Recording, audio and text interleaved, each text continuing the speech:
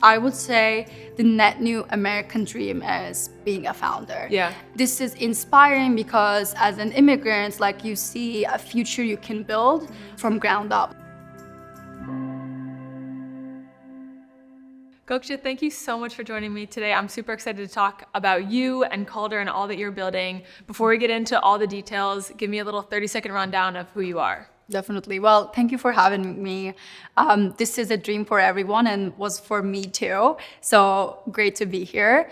30 seconds about me is I'm founder and CEO of Calder. I was born and raised in Turkey and had a passion for marketing and rewards because I didn't myself have a bank account till 18. And coming to US, I was very excited about the ideas of emerging rewards and marketing space, and was early in places like Robinhood and OpenSea, and started working with brands early to help their loyalty tools. One did really well and we scaled, and that's how I started building Calder. So Calder is a company that provides software for companies, correct? That you Yes. basically allow your clients to create customer loyalty programs, cashback programs for their customers. Yeah. How exactly does the platform work? What are you providing to these clients that you have? Yeah, that's a great question. So Calder essentially is a white labeled partner rewards platform. So if you look at giants like Amex, United, and Starbucks, what they did great for the past decades is they built financial technology capabilities inside their marketing machines. And it came to a place where they made more money selling rewards than their core businesses like flights or coffee. And seeing that, that was my first amazement about the space, that every brand in the world should be able to sell rewards and build partner programs. So essentially, we started building the automated tools for building partner rewards like Amex Rewards for any brand, and do it without spending millions or decades in regulation and tech. And so in the process of, kind of what you're facilitating for companies, you'll allow them to create cashback or loyalty programs for their customers, which Yeah. bring them more customers along the way. Yes. But how do you make money throughout that? Yes, so we essentially become that partner rewards hub for them, and we charge in two ways. So we charge per connected account. What means is you can have millions of customers, but we know that maybe your partner, your customer might not be using that reward system. The moment they connect their card, we will charge for that user. And then we have a flat rate of a commission percentage from every time we make a brand earn money. Let's say we are processing $5 revenue or $5 million revenue for you, we will take our commission while we're processing it. This is also very different from the players we see in the ecosystem, because they charge per transaction and they start building relationships with your own partners. What we realized is brands want to have their direct relationships with their partners, in their reward ecosystem, and they don't want a middleman. And we were very transparent about it. We are very flat, and we are just a network. And they really loved it. They really started converting to use Calder instead of the other providers. So when one customer comes onto your platform, then how many other reward systems or rewards can their own customers get? You mentioned there's a network. So how are you kind of facilitating what that ecosystem looks like? How many other companies or brands can then the customers use their rewards for? Yeah, so to this date, Calder has 25,000 indexed merchants across our network in US, EU, and also across the world. And we do have global coverage that we're increasing. But our end customer, so your loyal, let's say you're an airline and your end user, would not see all those brands. It is the airline's job to invite partners or invite their own partners to curate that. And that's also intentional because curation of a partner rewards really matter.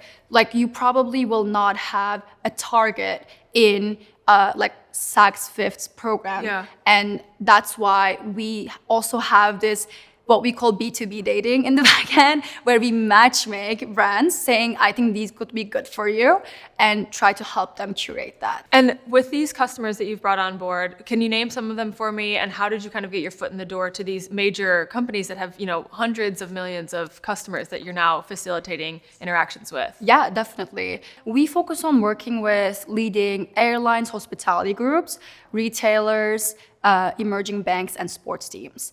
And we started with sports teams because a lot of sports teams were excited to earn revenue and reward their fans day to day.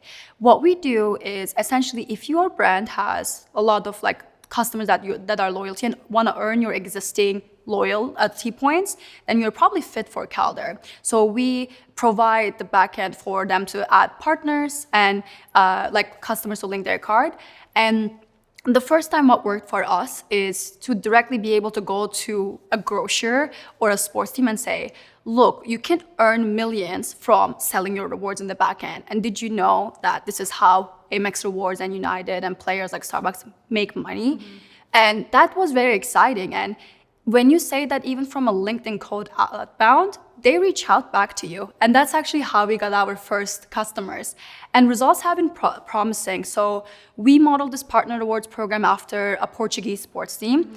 And right now, with Calder's model, only with 50,000 customers, they're making 4.5 million every year. Okay. And customers are spending triple the more and engaging more because we started rewarding them beyond their app, right? Your customer doesn't spend your every day in your app. So you need to think about their journey and reward them.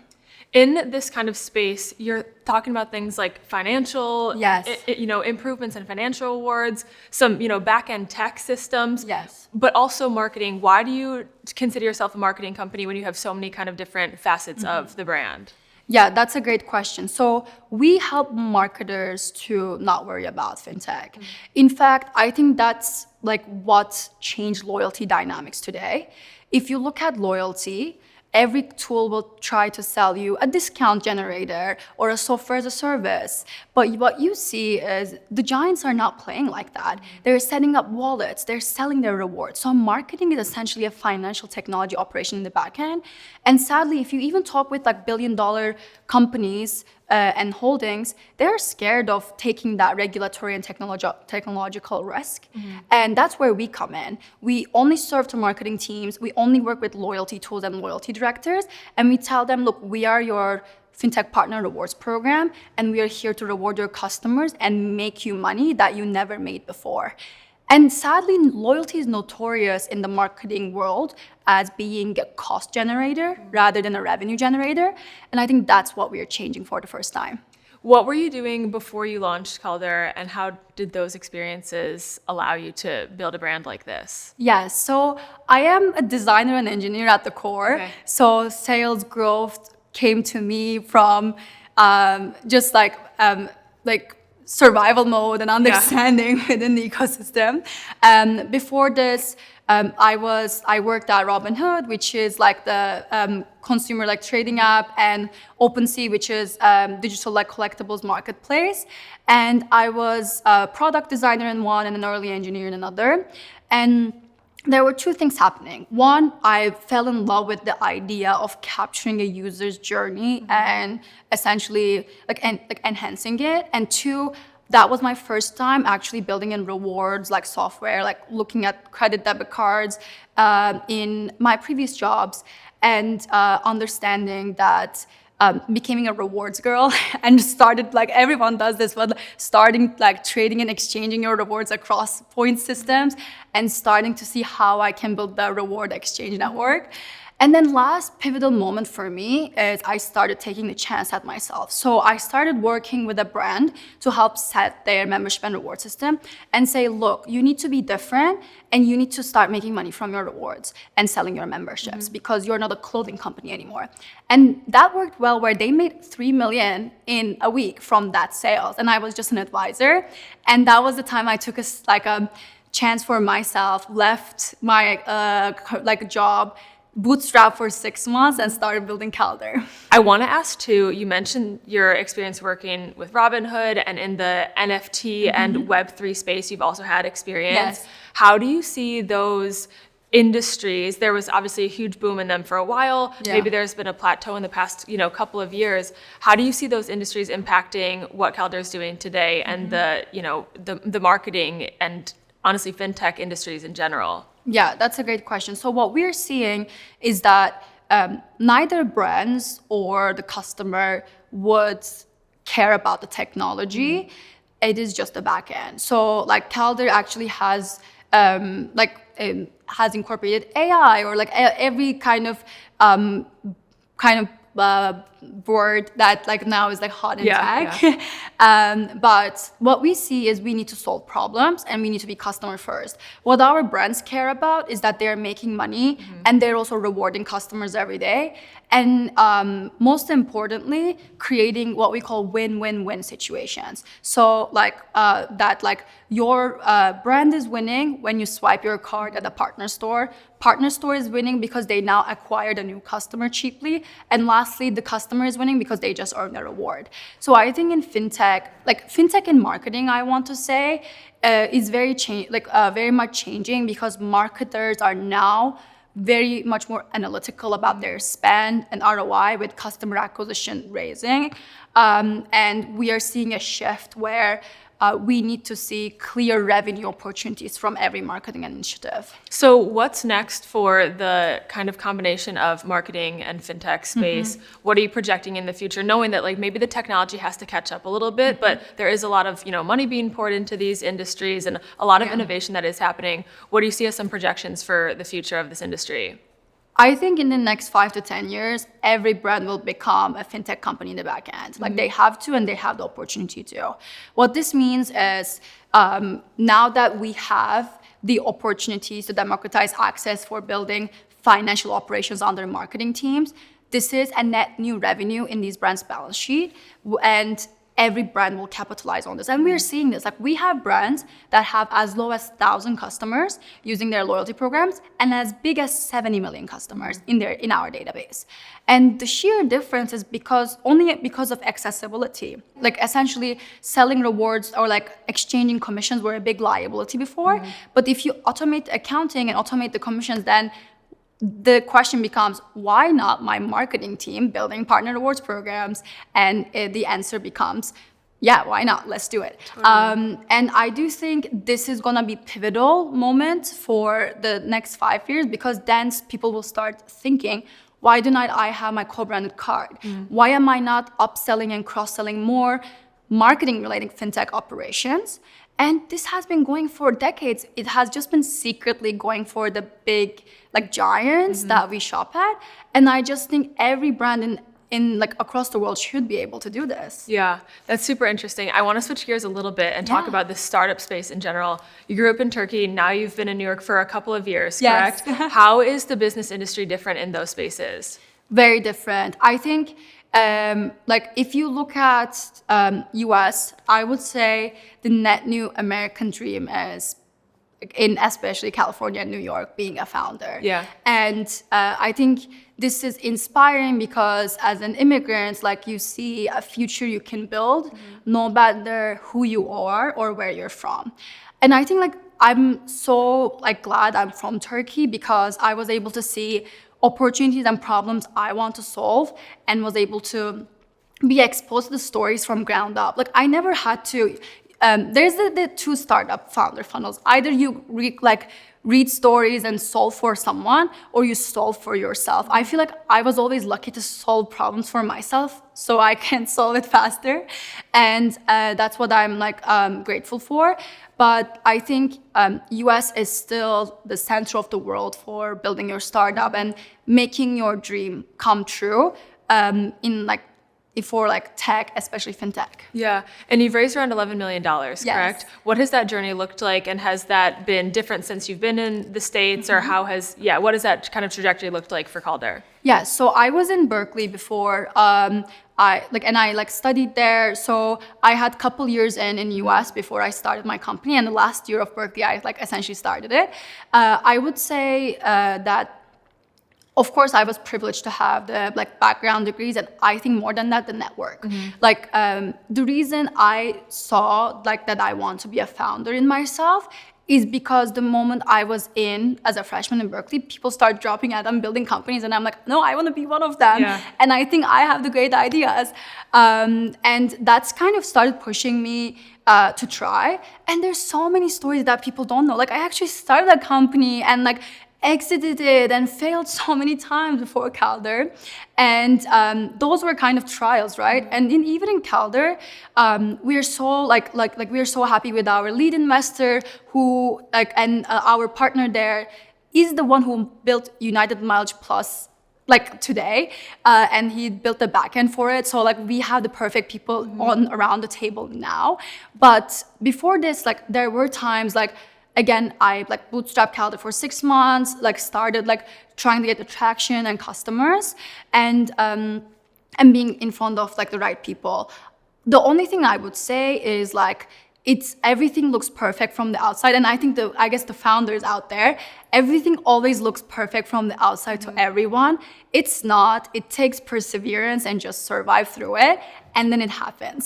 What's been the biggest challenge that you've had to go through and maybe make a huge pivot or, a change to the company? I think the biggest change was that us essentially becoming, like we were always like a fintech and reward exchange network for marketing teams to build their partner rewards, but moving essentially our infrastructure rails from like blockchain to traditional rails so we can serve banks and bigger brands in a more like safe and scalable space. And I think that also is in a way a pivot where in our first 6 months, we were just iterating and we were like 2 people. And I think the biggest thing you realize is that, and especially if you're a design and engineering background, it's not only about design and engineering, it's really much about like being thrown things and then figuring out on the way. And that's like hurdle and excitement every day. Yeah, that's the life of a CEO, Exactly. What are some of the things that you're excited about for the future? Are there any other big changes coming with Calder or some other big growth opportunities that you're excited about? Yeah, so we recently announced our, again, like 7 million seed and 11 million raised to the state. So for us, this was a pivotal moment to signal that we're scaling Calder. So the new year, you guys will be seeing very big players we have signed that I'm so excited about, like one of the biggest banks in US, grocers, teams that you guys, like everyone is passionate about. And I used to be a pro soccer player, so I'm personally excited about those.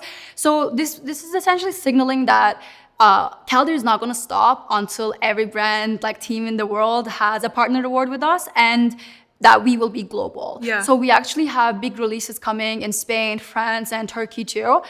Players like Amazon of Turkey.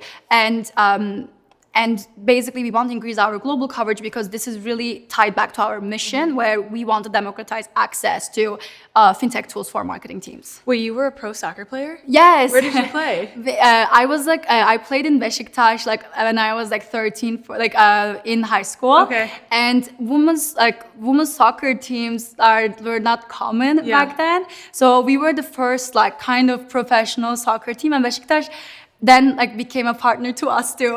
I paid my way in. Yeah. When you were that young, did you expect to be a soccer player your whole life? Did you always want to be a founder? Like, what was your vision when you were in those spaces? I think it's always the discipline about doing something really well and wanting it. I think. And also seeing kind of opportunities. Yeah. For example, I did equestrian before too, so sports was always core to my life, and I always liked to compete. But I moved to soccer because soccer was a taboo in Turkey, and nobody was willing to start a team. So I was look, I want to start it, and I will be one of the first professionals in it.